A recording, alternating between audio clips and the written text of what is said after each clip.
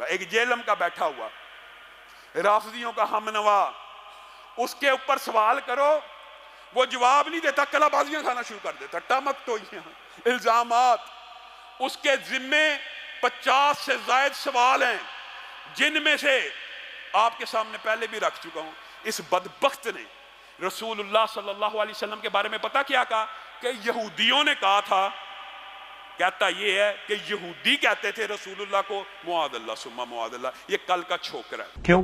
بغیم بینہم، مولوی ان کے بڑے بڑے جو پادری بیٹھے ہوئے تھے وہ کہتے تھے یہ کل کے چھوکرا آ کے ہمیں بتائے گا۔ مجھے بتائیے کس یہودی نے کس کتاب کے اندر رسول اللہ کے بارے میں یہ بکواس کی ہے؟ یہ جھوٹ بولتا ہے، چاہے یہودیوں کے اوپر الزام لگا رہا ہے، چاہے الزام یہودیوں پہ لگا رہا ہے، لیکن یہ بات بھی جھوٹ ہے۔ حضرت علی نے کہا کہ جس وقت مجھے خلیفہ بنانا تھا اس وقت بنایا نہیں، اب عثمان کی شہادت کے بعد سارا ملبہ میرے گاٹا فٹ کرنا چاہتے ہو۔ عجیب و غریب الفاظ۔ پہلی خلافت جو پوری ٹرو اسلامک ڈیموکریسی کے ساتھ اسٹیبلش ہوئی ہے نا اوپن مجمع میں، وہ حضرت علی کی خلافت ہے۔ حضرت علی نے کہا کہ دیکھو ہوں سب کچھ بگاڑ کے میرے گاٹے فٹ کرنے لگے ہو لوگ۔ یہ علی حضرت علی نے کس ٹائم کہا ہے، کس وقت کہا ہے؟ جھوٹ بولتا ہے، جھوٹ پہ جھوٹ بولی جاتا ہے۔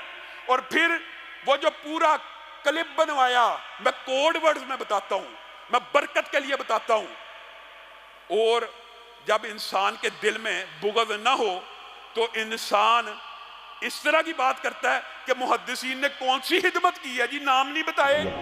میں ان اماموں سے پوچھتا ہوں یہ آپ نے دین کی کون سی خدمت کی ہے، یہ روایت لکھ کے میں نام بتاتا ہوں، آخر میں جا کے تو 100 تردیدیں کر لے، جو تیرا مقصد تھا تو نے پورا کر لیا۔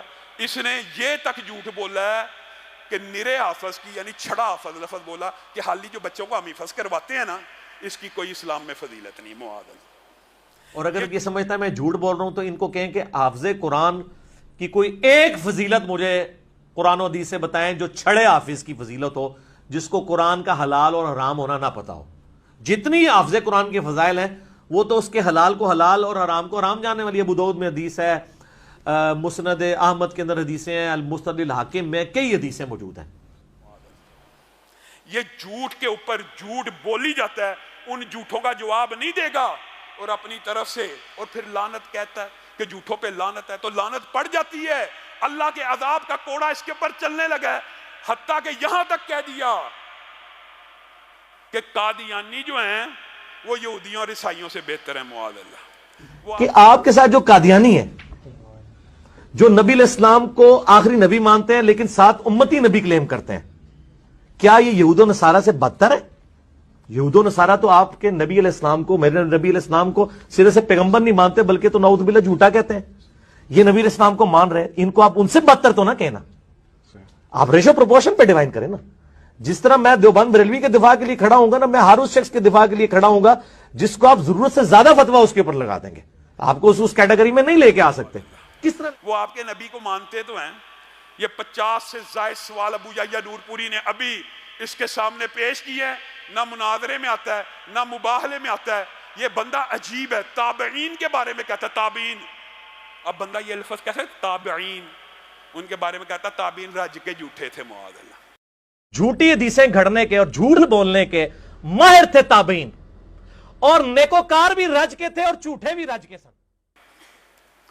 تیرے سے بڑا جھوٹا کون ہے؟ تابعین کو کہہ رہا ہے تابعین رج کے جھوٹے تھے، صحابہ دین سے پھر گئے تھے رسول اللہ کے جانے کے بعد۔ اس کے اور رافضیوں میں کیا فرق رہ گیا ہے؟ امام ابو حنیفہ کے بارے میں جھوٹ بولتے ہوئے کہتا ہے وہ امام مالک کے پوتا شاگرد ہیں، اور امام مالک کے پوتا شاگرد ہے امام حنیفہ۔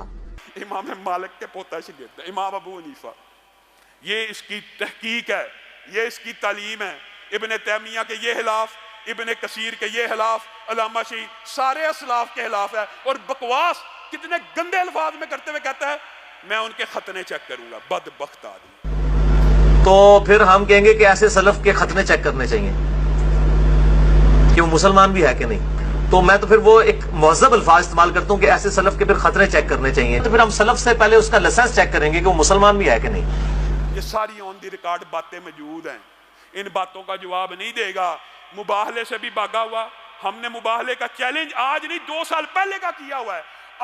تو کسی بھی صحابی کے بارے میں اگر یہ عقیدہ رکھتا ہے معاذ اللہ ثم معاذ اللہ کہ وہ جہنم میں جائیں گے، تو ہم یہ نعرہ بلند کرتے ہیں ابو بکر سے لے کے امیر معاویہ تک، امیر معاویہ سے طفیل دوسی تک، نبی کا ہر صحابی جنتی ہے۔ اگر جرت ہے، اگر سچا ہے تو آ کے مباہلہ کر لے، اور اگر جرت نہیں ہے اور علمی خیانت کرنی ہے تو مناظرہ کر لے، دونوں جگہ سے فرار ہے۔